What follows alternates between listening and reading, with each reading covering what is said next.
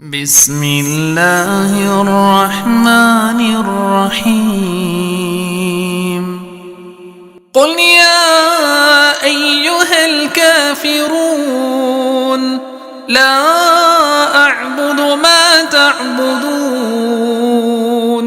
ولا أنتم عابدون ما أعبد ولا أنا عابد ما عبدتم ولا أنتم عابدون ما أعبد لكم دينكم ولي دين.